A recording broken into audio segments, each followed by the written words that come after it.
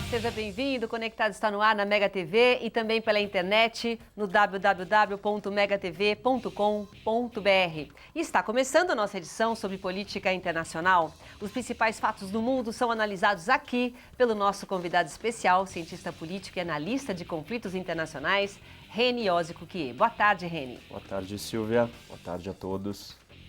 Muito bem, hoje nós vamos falar sobre a queda da moeda chinesa. Durante essa semana, o yuan foi desvalorizado em pelo menos 1% ao dia. E a medida vem gerando muita preocupação nos mercados de todo o mundo. Reni, é hora do Brasil já se preocupar? Com certeza. O Brasil é um dos que mais está sofrendo e vai sofrer se a situação na China continuar assim, e deve continuar. É isso aí, esse é o nosso assunto de agora. O Conectado está começando.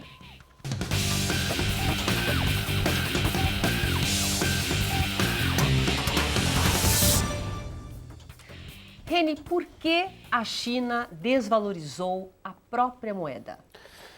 Porque a China precisa ficar mais competitiva, ela precisa que os seus produtos fiquem mais baratos para conseguir vender isso no mundo. Não podemos esquecer que a economia chinesa depende da venda de produtos para o mundo. Então, se o seu dinheiro está caro, o seu produto fica mais caro. Quando sua moeda está desvalorizada em relação a dos outros, fica muito barato comprar os produtos da China. No caso do Brasil, o dólar não para de subir, então para o brasileiro gastar o dinheiro fora do Brasil fica muito caro, mas para um americano vir gastar aqui ou investir é muito barato, porque agora $1 vale muitos reais, e a mesma coisa com a economia chinesa. Se o dinheiro chinês vale menos, então as pessoas vão lá e vão gastar quem mais. está lá fora, ou os outros países que compram os produtos chineses, agora conseguem comprar muito mais com o mesmo dinheiro. Mas por que chegou nesse nível? Por que teve que fazer isso? Porque a gente imagina a China, é o gigante asiático. Então, porque a China está passando por uma crise econômica. A economia chinesa não é uma crise, mas está desacelerando. Dentro do que a China representa para o mundo e o modelo dela, essa desaceleração é preocupante. Mas o que é? Por exemplo, que modelo? Vamos O explicar. modelo de exportação, que é o modelo onde a economia funciona baseada no quê? Vender produto para fora. Não tem consumo interno. Todo mundo compra da China. Isso. Então a China é a fábrica do mundo. Então ela depende das pessoas comprando os produtos dela. Porque os preços são baixos. Sim. Por causa da mão de obra. Exatamente. Tá. Mas chega uma hora que o país começa a crescer, aí os salários começam a aumentar. Então aquela mão de obra que era muito barata começa a não ficar tão barata, porque a qualidade de vida na China está melhorando. Então as pessoas querem ganhar salários melhores. As pessoas, os chineses não estão aceitando mais ter salário menor. Não estão aceitando porque a vida está melhorando, né? A qualidade de vida deles está melhorando, eles estão tendo mais dinheiro, então eles estão querendo salários melhores. E aí, com salários melhores, as pessoas, a China perde essa vantagem competitiva de ter tanta mão de obra barata. Esse é um aspecto. O segundo aspecto é que, com as crises que houveram no mundo nos últimos anos, se comprou menos produtos chineses. Então, porque as pessoas estão sem dinheiro, quer dizer, os países estão em crise e compram menos. Compram menos da China. Aí a economia da China depende de vender essas coisas. Então a economia da China começa a ir mal. Aí o governo precisa gastar dinheiro para manter a economia funcionando. Porque a gente tem que aí olhar para o lado político da China, que é um governo, uma ditadura. E essa ditadura só sobrevive se ela der emprego para todo mundo. Se a situação econômica na China começar a ir mal, aí as pessoas vão se revoltar, vão para as ruas protestar para derrubar o governo. Então o governo, a legitimidade do governo chinês depende da entrega de resultado econômico. Ou seja, a China tem que continuar crescendo num patamar alto e constante e às vezes criando fábricas ou negócios ou empresas que são fictícias, que elas só servem para empregar as pessoas e que elas dão prejuízo. Quem que arca com esse prejuízo todo? O governo. O governo vai colocando dinheiro para se manter ali no poder. Então, essa combinação de coisas está fazendo a economia da China ir desacelerando. E a economia da China desacelerando, a situação vai deteriorando. E aí ela precisa fazer alguma coisa. A alternativa foi, eu vou reduzir o valor da minha moeda e aí vai ser mais barato comprar. E se continua comprando, ótimo. Eu continuo vendendo, eu mantenho os empregos, eu seguro um pouco essa desaceleração. De acordo com as notícias que vêm circulando essa semana, o mercado está com medo que essa desvalorização gere uma guerra cambial. O que seria isso? Todos os países que dependem de vender os seus produtos para outros estão competindo nessa busca para vender para os outros. Quem tiver o menor preço vai conseguir vender. Se o fator que determina o preço é o valor da moeda, o valor do dinheiro, aí todo mundo vai começar a baixar a sua moeda. Então, se a China baixou a dela, aí o Japão, que também exporta muito, vai querer abaixar a dele. A Alemanha, que exporta muito, pode querer baixar o do euro. Para ter competitividade, é isso? Isso, porque quem tem a moeda que vale menos é mais barato para os outros comprarem. Ok. Então, o dólar subindo e todas as moedas caindo. E aí um vai tentar baixar para o outro, e aí é uma guerra cambial. Um começa a baixar dele mais ainda. Só que abaixar a moeda, né, o câmbio, você afeta outras partes da economia que não só as exportações.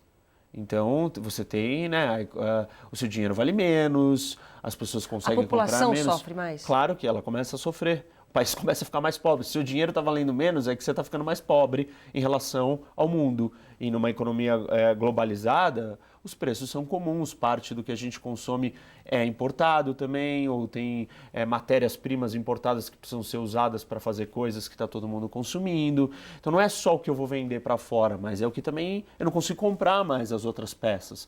Vamos supor que eu sou um fazendeiro e aí eu preciso comprar fertilizantes e não produzo aqui, é importado, mas aí meu dinheiro vale pouco.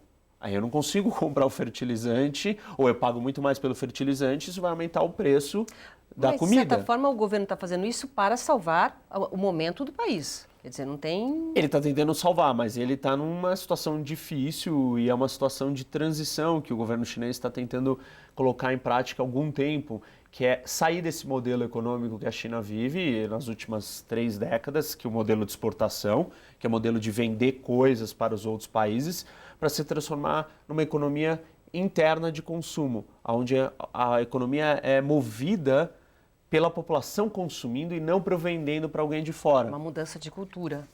De cultura, né? De modelo econômico, de política, de uma série de coisas. Bom, nós vamos fazer um rápido intervalo comercial, daqui a pouco eu continuo aqui com o Reniose Cuquier no Conectado, tá bom? Até já.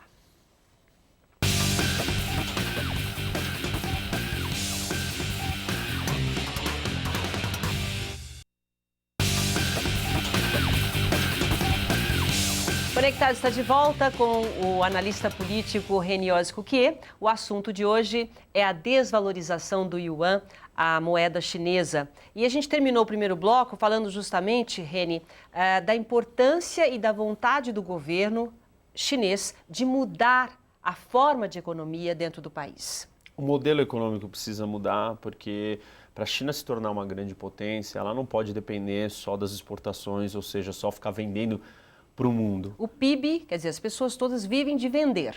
Ninguém consome o grosso no país. da economia é a venda para os outros países. É um país de exportação. Então você produz produtos que são vendidos em outros países. Acontece que esses produtos não têm um grande valor agregado, você está sempre suscetível aos choques externos, ou seja, se um dia o seu comprador não quer mais comprar, a economia para. Porque você é uma economia que depende de alguém comprando o seu produto. Se os Estados Unidos não quiser mais comprar da China, a China quebra. Mas como que faz para o governo mudar um país que você disse que a população é a população mais pobre, começar a mudar uma cultura de consumo? Porque, por exemplo, o Brasil é consumista, a China não.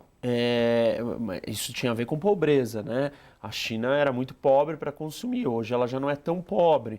Então o governo está tentando fazer essa transição, mas essa transição não é fácil, porque você vai ter que começar a sofisticar, primeiro, os produtos que são produzidos para o país todo. Você tem que começar a produzir coisas com alto valor agregado, ou seja, automóveis, outro tipo de produto, não brinquedo, plástico. Chinês é um produto mais não é o barato. produto, não é o produto que ele produz em grande escala para vender para os Estados Unidos, por exemplo, que é roupa, eletrônicos, brinquedos, não é isso. Você vai ter que produzir outras coisas. Então essa é uma saída.